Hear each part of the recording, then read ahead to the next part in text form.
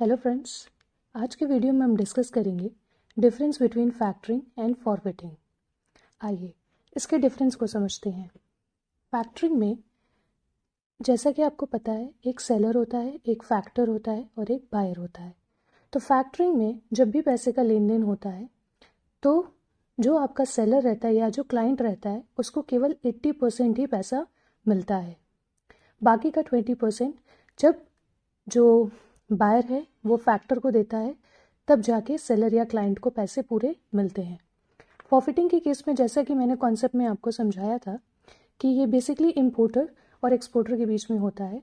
तो importer exporter को पूरे 100% जो पैसे रहते हैं एक ही टाइम पे पूरा वापस कर देता है। नेक्स्ट डिफरेंस है, फैक्टरिंग बेसिकली जो फाइनेंशियल सर्विस है, बेसिकली फाइनेंशियल नीड पूरी करने के लिए होती है। इसकी जो मेच्योरिटी पीरियड है वो शॉर्ट टर्म होता है, जैसे 6 मंथ्स हो गया। वाइल फॉरफिटिंग के केस में ये मीडियम या लॉन्ग टर्म मेच्योरिटी होता है, जैसे 6 मंथ्स 7 ईयर्स तक भी जा सकता है, क्योंकि ये इंटरनेशनल लेवल पे होता है। नेक्स्ट आता है फैक्टरिंग के केस में। फैक्टरिंग बेसिकली सेलर या फिर क्लाइंट और फैक्टर के बीच में होता है, वाइल फॉरफिटिंग एक्सपोर्टर, इंपोर्टर और उनके फॉरफिटिंग बैंक के बीच में होता है। नेक्स्ट डिफरेंस है, फैक्टरिंग में जैसे कि आप लोग जानते हैं, क्लाइंट को ही सेलर कहते हैं, एक फैक्टर होता है और एक बायर होता है। तो फैक्टर का जो भी कॉस्ट होता है, जो भी उसकी फीस कमीशन रहती है, वो कौन देता है? क्लाइंट या फिर सेलर। वहीं फॉरफिटिंग के केस में एक्सपोर्टर और इंपोर्टर दो लोग होते हैं।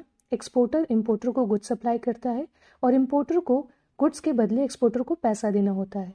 तो यहाँ के केस में इनके फॉरफिटिंग बैंक्स जो होते हैं उसका जो भी कॉस्ट रहता है वो कौन बेयर करता है? वो इंपोर्टर बेयर करता है। क्यों? क्योंकि उसने सामान को खरीदा है। आई होप आपको फैक्टरिंग और फॉरफिटिंग के बीच में डिफरेंस अच्छे से समझ में आया होगा। अगर आपको इसके बारे में और डिटेल जानना है तो मैंने इसके पहले कॉन्सेप्ट ऑफ फैक्टरिंग और फॉरफिटिंग इसके वीडियो अलग अलग बनाए हुए हैं, तो आप एक बार उसको ज़रूर देख लें। थैंक यू, मिलते हैं अगले वीडियो में।